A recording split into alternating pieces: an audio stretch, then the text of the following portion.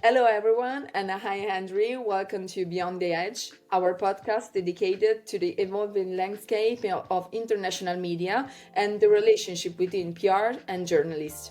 I'm Francesca, and I'm the PR Specialist at Disclosers. Thank you for being here today.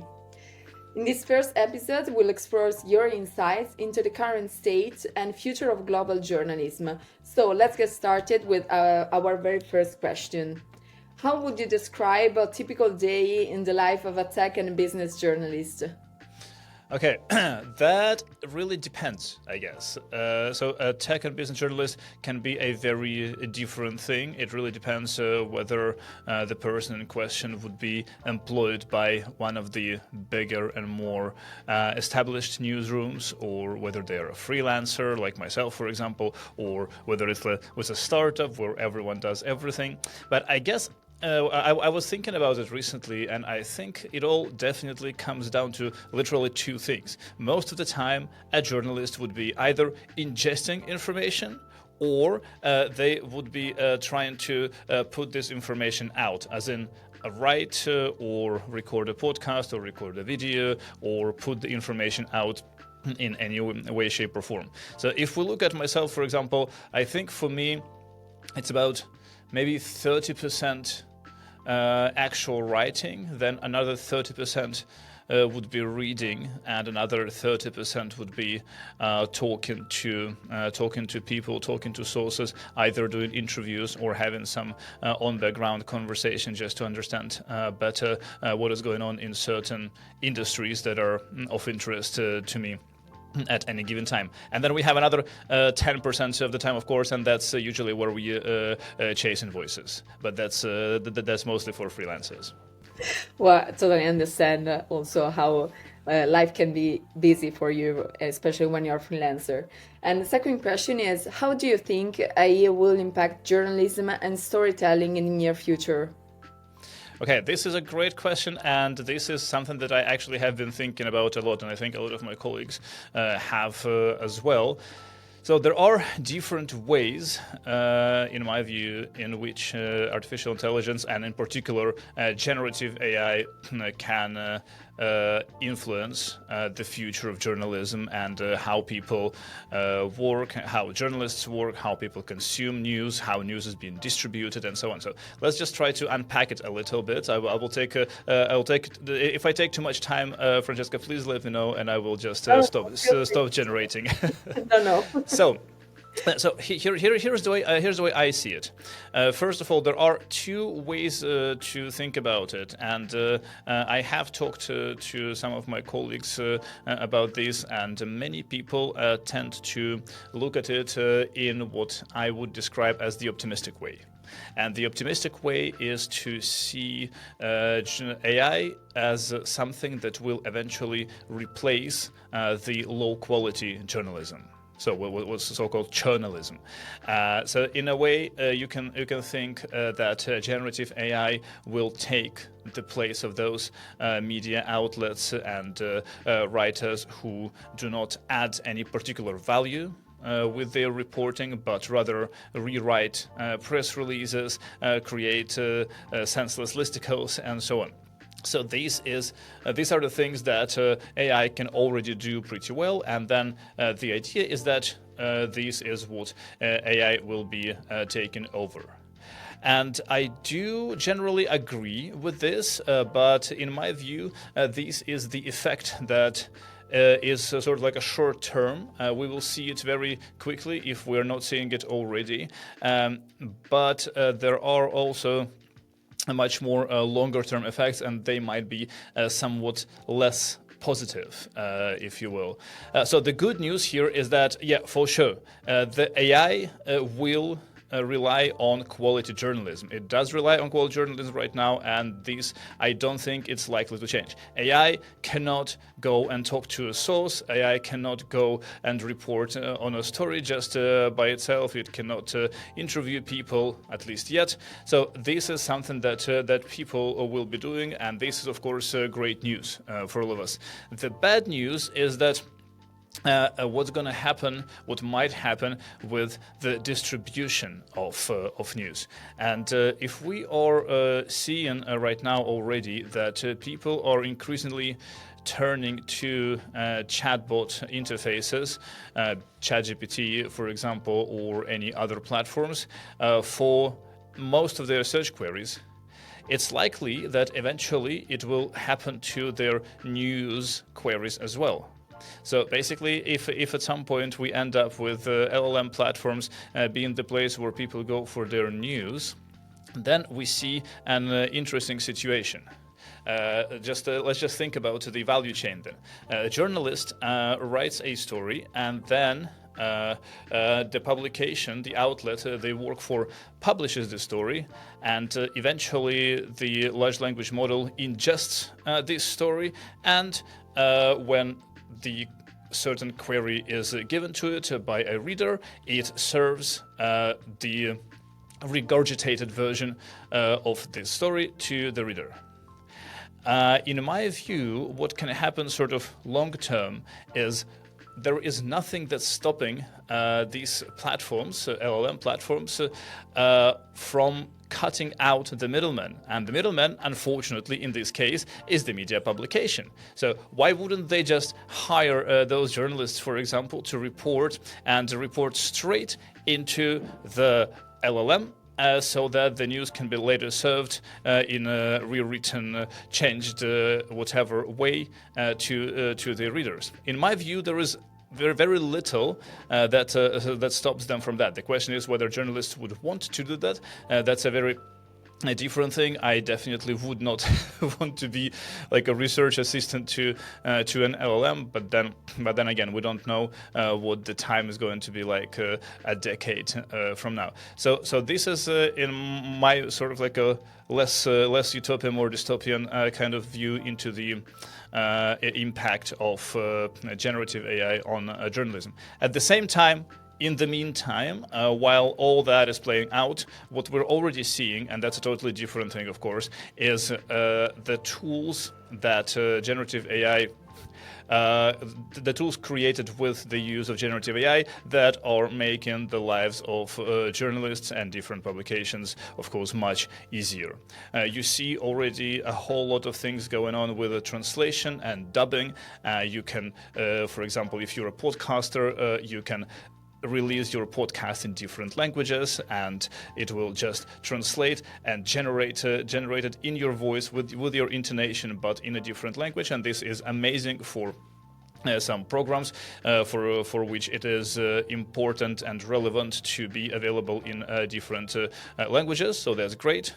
At the same time, you can see on different news websites already that they are embedding AI-generated summaries of their stories, which I think it has already been researched a little bit. I think these summaries actually do not necessarily mean that people would just read the summary and leave, but rather it sometimes increases the depth of the read, which makes sense. If you already know more or less what's in there, if you think that this is interesting for you as a reader, then you definitely will go on and read through. So this is a great thing. Another example is, for example, the Financial Times has agreement with OpenAI. They have this Ask FT button on the front page, and this is sort of like a chatbot interface that allows you to chat with the entire archive of the Financial Times, which I would say is a proto-interface that I just described in my dystopian view. But again, if it is owned by the media itself, then it's definitely a good thing. So you can basically get a glimpse of the future by going to Financial Times. And for journalists themselves, I would say that many research tools are really, really good. For example, I use NotebookLM myself. It's Google's research tools. It's really good when you're looking for you're working with a bunch of sources and you have a lot of interviews recorded. It can do transcription for you, it can summarize things for you, and it's really good at finding these snippets that you might spend a lot of time looking for otherwise. So very different application points of generative AI in journalism, but generally, unfortunately, I'm not particularly optimistic about what's going to happen. Well, there are different points of view, but it's really interesting, especially discussing the quality of journalism. It's really interesting. And if you had to give 3 tips to startup founders to get featured in tech media outlets, what would they be? Okay, so we are talking about like tech startups mostly, just because I mean I've been covering technology for my entire life, and I think that's more or less where I understand at least something. First tip would be to make personal connections with journalists wherever possible, really. So try to meet people, try to talk to them, try to understand what it is that they might need. Try to be helpful if you can, if it does not interfere with your first order of business that is running the startup. So because like very often you can be very helpful to a journalist by explaining your industry.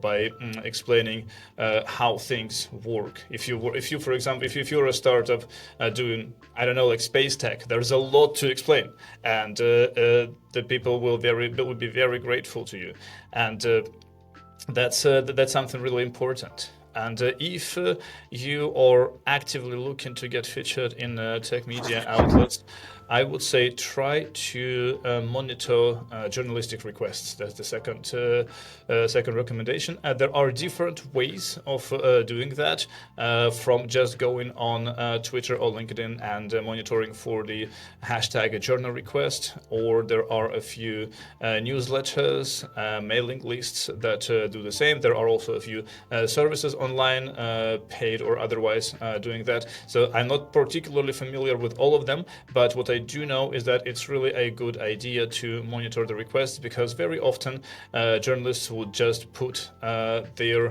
queries out there, and they would be looking for a professional and expert commentary on important things. And if it's something relevant to you, then you have a great chance to very quickly get featured on a relevant outlet without actually spending too much time trying to get to the journalists. And the final recommendation, that would basically be to get help, because in my view, in my experience as well, it is great when founders engage with journalists themselves. It is amazing. I love talking to founders. They are, of course, people who understand their business the best. But at the same time, I also do understand that doing like running communications, running PR and media operation is not something that most founders have time for. And that means that it is always a really good idea to find someone who would help with that. It could be an in-house communications person, a freelancer who would work with you on that, even a consultant who would just do a little bit here and there just to explain how things work and set up some sort of a system that would allow you as a founder to engage with journalists. There are very different ways. You can also, of course, find and hire an agency. But but in this case, I would really say that if you're a startup, just try to find an agency that specializes on tech startups. Because if it is not a specialized agency, then they will most likely not understand the specifics of what it is that you're doing, and you have very little chance to be put in front of journalists that are actually relevant to you. Thank you. Okay, so we're arriving to the last question. Niche publications versus mainstream media. Is it always better to tackle coverage on the second ones? What do you think? I would actually say no, not really. Again, if we're talking about startups in the technology ecosystem, I would say that in most cases, actually niche media are more interesting. But let's start from the beginning. So in general, the way I would see it, and I did in the past do some consulting work in media communications. So this is something that I have thought about before and something that I have coached founders on. So the thing is, when you are coming up with a communication strategy, where everything starts is the goals, right? So what is it that you want to achieve by building a communication strategy? What is it that you want to achieve by going to journalists? In most cases, what you would see with startup founders, it would be either getting investment or getting partnerships, perhaps with corporate clients and so on. And of course, it is getting customers. Although, again, that really depends on the startup. It could be actual people who are the customers, as in like consumers, or it could be, in case of a B2B startup, other companies. In most cases, unless your customers are literally like everyone on the street, there is most likely a trade, a niche publication that would be addressing exactly the right segment of the people that you want to get your message to. Be it your investors, potential investors, be it your potential corporate partners, be it other startups that could become your clients. So, in my view, in this case, especially at the early stages, when you really need to be selective as to where you apply your communications budgets and communications efforts, I would say it is usually better to look into the possibilities with niche media that would be much better at getting your message to the most relevant category of readers of your target audience. Thank you. Okay, so we have finished the questions. If you have other questions or other points for you that you want to explore, we're here. But thank you very much for staying with us and staying at Beyond the Edge. And see you in the next episode. Thank you so much. Take care. Bye.